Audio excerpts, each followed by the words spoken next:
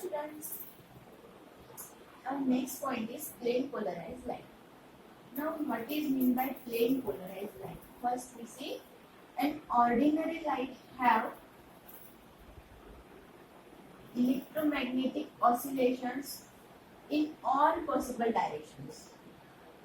We can see this in all possible directions. Ordinary light have electric and magnetic waves and magnetic waves that are perpendicular to the plane polarized light. Okay, electric and magnetic waves are there for an ordinary light. But if this ordinary light is passes through the Nichols prism, Nichols prism is a special type of prism which is made up of CaCO3 calcium. Okay. Now, what is plane polarized light? A light having oscillations only in one plane perpendicular to the direction of propagation of light is known as plane polarized light. Now, this is ordinary light. It has electric and magnetic waves in all possible directions. But when this light is passes through Nichols prism, then what happened? These oscillations in only when one plane perpendicular to the direction of propagation. This is the direction of propagation, and when this ordinary light is passing through the Nichols prism, these perpendicular oscillations have only one direction, which is perpendicular to the direction of propagation of light. It is the incident light. Okay. Now, all the ordinary light have electric and magnetic waves in all directions passes through the Nichols prism. It gives in only one direction oscillations. Now, what is the difference? Ordinary light when passes through the Nichols prism, then the direction of plane polarized light is perpendicular to the direction of propagation of light. Okay. Now, next is optical activity. What is optical activity? You can see. If an aqueous solution of sugar or lactic acid or glucose, here we take glucose solution in water. When an aqueous solution of certain organic solvents are placed in the path of plane polarized light, the oscillations of transmitted light are in different directions than the incident one. And this property is called as optical activity. Now, what is the proper definition? The property of a substance by which it rotates the plane of plane polarized light towards either clockwise or anti-clockwise direction, then this property is called as optical activity. Now, what is the definition? The property of a substance by which it rotates the plane polarized light of incident plane of polarization of incident plane is known as optical activity. Here, plane polarized light is incident, and when it transmitted through the glucose solution, the transmitted oscillations are in different direction than the other. Okay. Now, next is the compound which rotates the plane of polarization is called as optically active compound. Which rotate the compound which rotate the plane polarized light is responsible for the rotation of plane polarized light is called as optically active compound. Now, such compounds rotate the plane polarized light towards either right side or left side. Okay. Two types of rotation are occurred: clockwise, that is right side; anti-clockwise, that is left side. Called as levorotatory for the left one and dextrorotatory for the right rotation, right side rotation. Okay.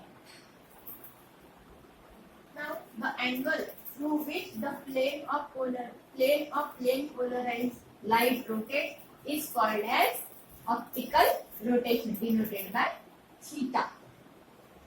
Now, the compound which rotate the plane polarized light towards right side are called as clockwise or dextrorotatory,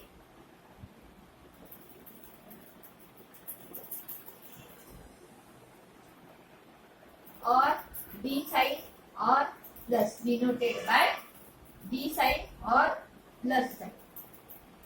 Now, the compound which rotate the plane of plane polarized light towards left side are called as levorotatory.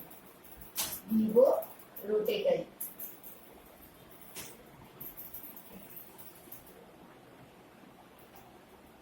Or anti-clockwise.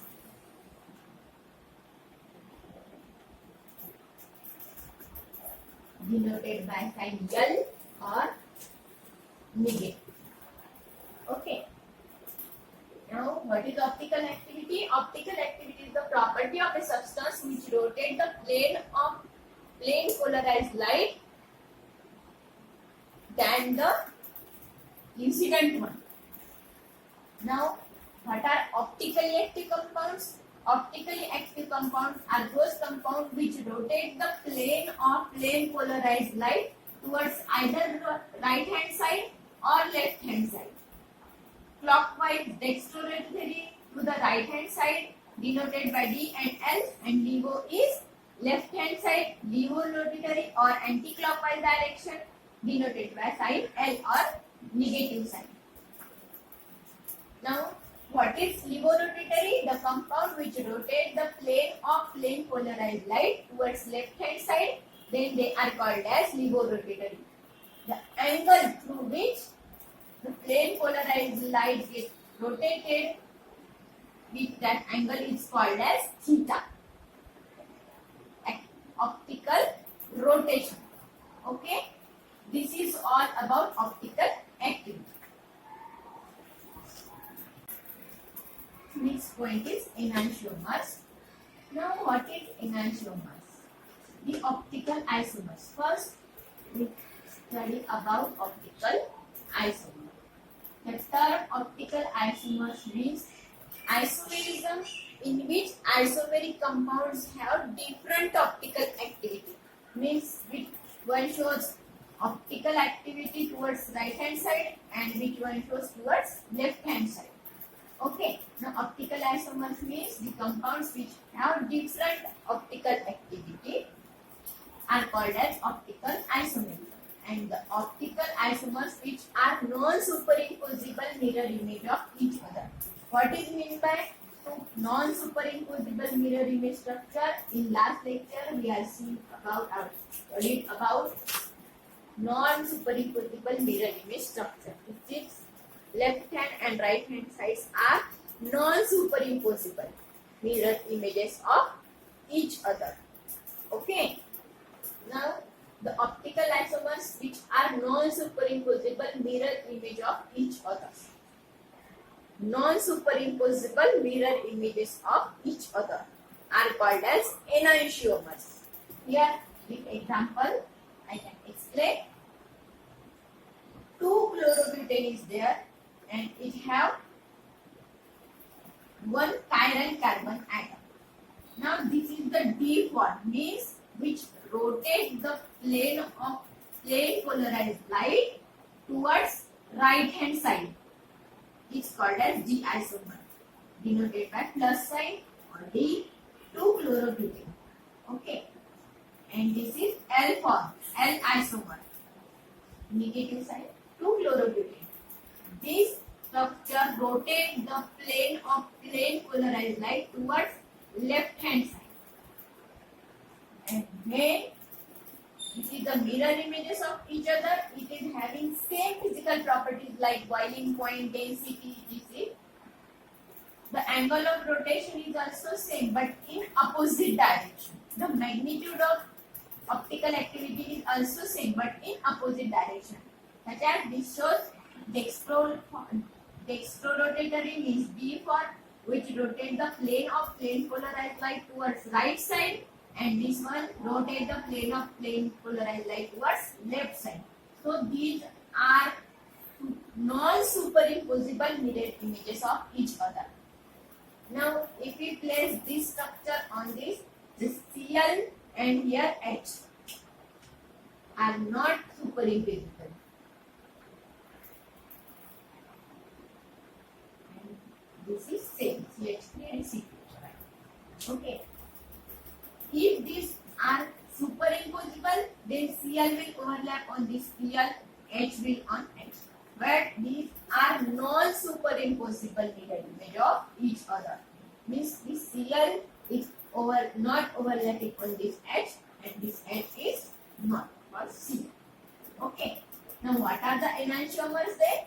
The optical isomers which are non-superimposable mirror images of each other are called as enantiomers, or enantiomers are optical antipodes. Okay. What are enantiomers? Optical isomers which are non-superimposable mirror images of each other. Now next term is introduced here, that is racemic mixture. Racemic mixture is nothing but the equimolar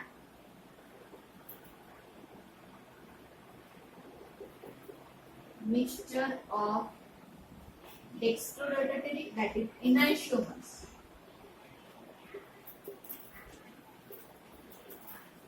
racemic mixture is the equimolar mixture of enantiomers, that is dextrorotatory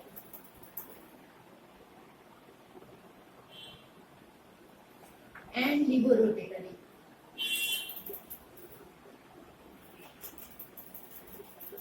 Is called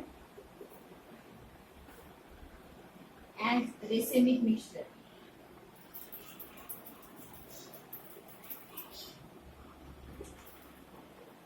Equimolar means in equal amount. If we take an example of 2-chlorobutane, it has two enantiomers, that is D 2-chlorobutane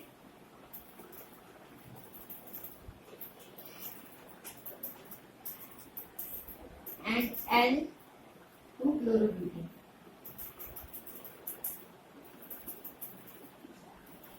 Two-chlorobutane has two enantiomers, that is D-chlorobutane and 2-chlorobutane, L2-chlorobutane. Now equimolar means in same amount. If this is 50%, then this also is 50%. If this is D2-chlorobutane is 10%, then L is also L2-chlorobutane is also 10%. So equimolar means in equal amount. In equal amount. And the racemic mixture is optically inactive. What is optically active compound? The compound which rotate the plane of plane polarized light towards right side or towards left side is called as optically active compound. Now, racemic mixture is a inactive, optically inactive. Why? Because in equal amount, if D2-chlorobutane is 50% and L2-chlorobutane is 50%, then it can rotate the plane towards right side and it rotate the plane towards left side. So total rotation will be 0.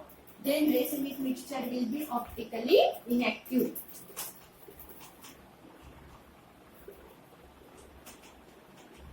Optically inactive. So this is all about enantiomers.